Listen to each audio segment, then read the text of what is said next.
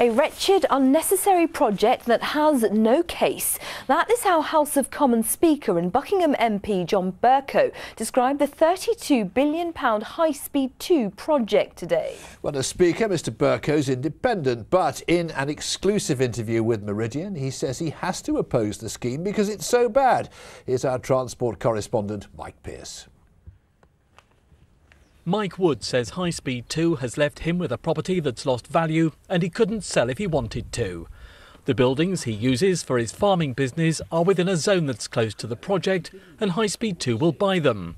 But his neighbouring house is just yards away and is outside the zone, and he may have to wait until the line is built in 10 years' time to find out what compensation he'll get.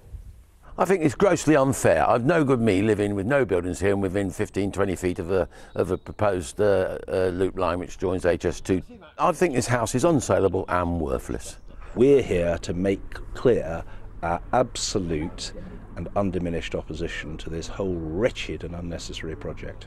Today, Commons Speaker and Buckingham MP John Bercow joined campaigners at a public exhibition where HS2 officials were outlining the government's property compensation scheme. It will damage property values. There's no benefit in transport terms for my constituents at all.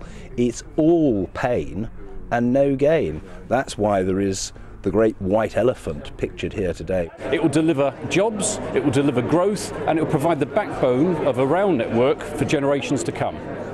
People living on or very close to the line will get their homes bought, but it's those living slightly further away who say they could be badly impacted but left waiting for years before they know if they'll get any compensation. It certainly goes a long way beyond the statutory minimum, and it fulfills the government's commitment to going above and beyond what they had to do in these circumstances. Do you think people are going to get fair compensation? I think it is a fair package that balances the needs of local interests and the taxpayers that will fund the scheme. Mike Pearce for Meridian Tonight. I'm not in any way, shape or form bound by the views of the Conservative Party, the Labour Party or the Liberal Democrat Party.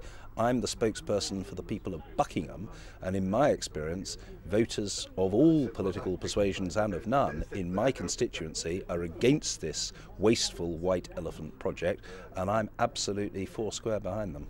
What do you say then to the government that would say it's good for the economy, good for jobs and good for the country? I don't think that there is any proven evidence to that effect at all. The government has not yet produced a remotely compelling business case. There is no business case, there's no environmental case, and there is a very strong argument for saying it will be extremely expensive, it will almost certainly end up costing, as most government projects do, much more than ministers originally expect.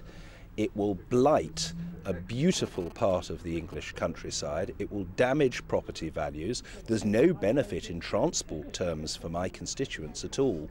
It's all pain and no gain. That's why there is the great white elephant pictured here today, which I hope your broadcast will cover. And that's why over the last 3 years, it will be in March, I have, without respite, been backing my constituents in saying to the political parties, don't do it. It's damaging, it's unnecessary, and frankly at a time of a great fiscal freeze with very little resource available, it's completely unaffordable.